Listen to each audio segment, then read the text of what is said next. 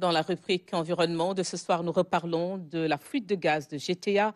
Les acteurs de la pêche et les environnementalistes expriment leurs craintes sur le plan écologique. Ils plaident pour plus de vigilance de la part des compagnies et un suivi régulier par les autorités compétentes. Et malgré le danger, certains pêcheurs continuent encore de braver l'océan. Ibrahim Pabitiédiou nous en parle. L'alerte portant sur la fuite de gaz dans la plateforme de GTA n'a pas laissé indifférents les pêcheurs et les défenseurs de l'environnement. Ils considèrent que la communication n'a pas été faite à temps.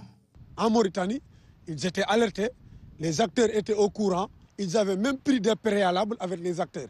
Donc par contre, ici au Sénégal, on n'a pas l'information. Quand on parle de fuite de gaz, et on n'a pas l'habitude de voir ces choses-là en mer, on ne connaît pas. Donc automatiquement, il y a la panique, il y a des craintes. Le communiqué de BP ne semble pas les rassurer. Ces acteurs craignent des répercussions en milieu sous-marin.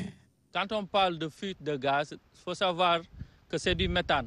Et le méthane, c'est un hydrocarbure, un gaz à effet de serre. Donc l'écosystème risque d'être affecté. Et quand on parle d'écosystème dans cette zone, on parle d'un des plus grands récifs coralliens en eau profonde du monde.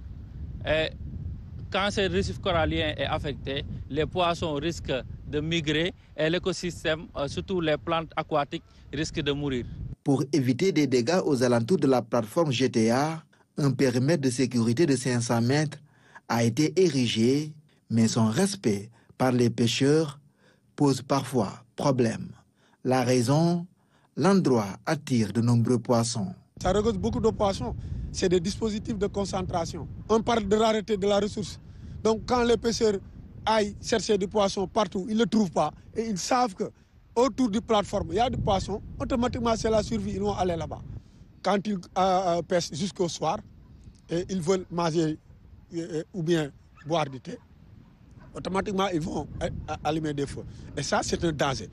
Donc c'est à l'État de voir comment il peut créer d'autres dispositifs. Ça fait partie des recommandations des pêcheurs pour attirer le poisson là-bas. Dans ce contexte d'exploitation des hydrocarbures, la sensibilisation de l'ensemble des acteurs ainsi que des mesures préventives sont capitales pour éviter toute catastrophe. L'État du Sénégal, à travers ses services, de l'État aussi de la Mauritanie. Il faut plus de contrôle. On ne peut plus laisser ces multinationales venir et travailler comme bon leur semble. Ils doivent opérer à un audit de la plateforme tout entière des installations pour voir si c'est en conformité avec les normes environnementales. Et aussi, au niveau de BP, ils doivent être beaucoup plus rigoureux. Il arrive que l'exploitation du gaz et du pétrole provoque des dégâts écologiques malgré ses retombées économiques. La vigilance s'avère